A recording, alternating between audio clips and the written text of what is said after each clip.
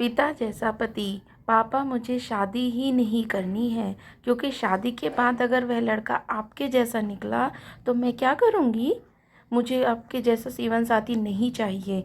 तो बिना बात के मुझ पर हमेशा चिल्लाए, मुझे कुछ भी अपनी पसंद का ना करने लेने को तो 10 बार सोचना पड़े। कहीं वह नाराज़ ना हो जाए, कहीं मेरी तबीयत कैसी भी हो वो परवाह ना करे, और थोड़ी रोटी बन जाए तो गुस्सा करे। तुम्हें कितनी बार बताया है, मेरे तैयार होने से पहले मेरा नाश्ता तैयार हो जाना चाहिए। शादी के 25 साल बाद भी मुझे क्यों बार बार यह बात बतानी पड़ती है।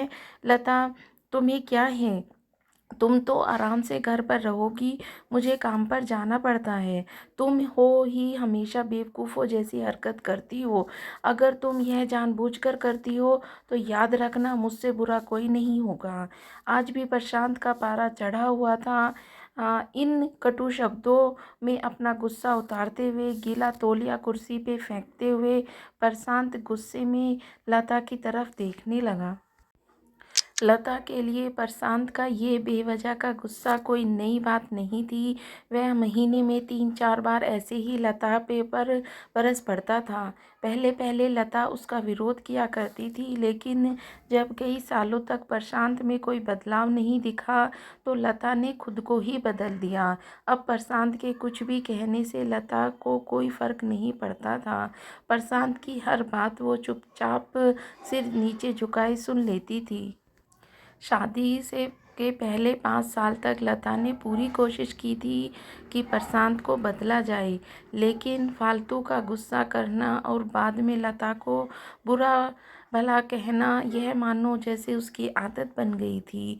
कोई भी वाद विवाद होता तो प्रशांत सीधा लता को बोल देता, अगर मैं तुम्हें अच्छा नहीं लगता तो क्यों नहीं चली जाती अपने मायके, क्यों रहती हो मेरे साथ। इतना सब कुछ होने के बावजूद लता प्रशांत के साथ रहती थी, क्योंकि उसे अपनी बेटी की फिक्र थी। और वह जाती भी तो कहाँ, अपने बूढ़े हो चुके माँ बाप को इस उम्र में परेशान करना वह नहीं चाहती थी। समाज और लोग क्या कहेंगे, यह भी तो उसे देखना था। वह इतनी पढ़ी लिखी तो भी तो नहीं थी कि खुद जाकर कोई नौकरी कर सके और अपनी बेटी का पालन पोषण कर सके। लता को अब अपनी फ़िक्र नहीं थी, उसको फ़िक्र थी तो बस उस अपनी शादी लायक हो रही बेटी की। लता नहीं चाहती थी कि पति पत्नी के झगड़े की वजह से काव्या डिस्टर्ब हो।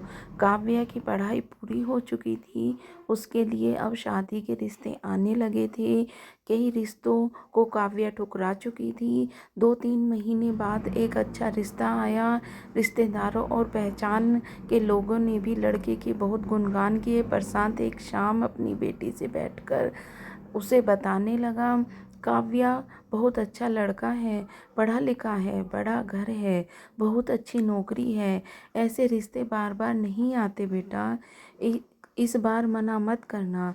काव्या अपने पिता से ज़्यादा बात नहीं करती थी, शायद डरती थी या शायद नफरत करती थी, लेकिन आज वो अपनी पूरी हिम्मत इकट्ठा कर बोली, मुझे अभी शादी नहीं करनी है पापा, मैं नौकरी करना चाहती हूँ, खुद अपने पैरों पे खड़ा होना चाहती हूँ। हाँ तो उसमें क्या बड़ी बात है, मैंने लड़की से बात की है, वह तुम्हें किसी बात के लिए नहीं रोकेगा। तुम शादी के बाद भी नौकरी कर सकती हो, वह तुम्हें नौकरी के लिए परमिशन दे देगा। प्रशांत बोला, मेरा नौकरी करना या ना करना उसकी परमिशन पर क्यों डिपेंड रहेगा पापा, काव्या ने पूछा। मैं कह रहा हूँ ना, तुम्हें किसी भी चीज़ की कमी नहीं होगी वहाँ। ऐसे रिश्ते बार बार नहीं आते, इसे ठुकराना मत, बहुत खुश रहोगी तुम वहाँ। प्रशांत बोला, पापा क्या मैं उतनी ही खुश रहूँगी जितनी मम्मी इस घर में खुश है, काव्या ने तंज कसते हुए कहा। आज तुम्हारी जुबान कुछ ज़्यादा नहीं चल रही, प्रशांत गुस्से में आंखें बड़ी करते हुए बोला। पापा मुझे शादी नहीं करनी है, क्योंकि शादी के बाद अगर वह लड़का आपके जैसा निकला तो मैं क्या करूँगी। मुझे आपके जैसा जीवन साथी नहीं चाहिए जो बिना बात के मुझ पर हमेशा चिल्लाए। मुझे कुछ भी अपनी पसंद का ना लेने हो तो 10 बार सोचना पड़े, कहीं वह नाराज़ ना हो जाए। मेरी तबीयत कैसी भी हो उसे परवाह ना हो। रोटी थोड़ी सी मोटी बन जाए तो घर सर पर उठा ले, क्योंकि चेक बुक ना मिलने पर, उसकी चेक बुक ना मिले तो भी मेरे ही दोष निकाले और हर छोटी मोटी बात पर मुझे मायके जाने के लिए कहे। काव्या ने अपना दिल खाली करते हुए पापा से सब कह दिया।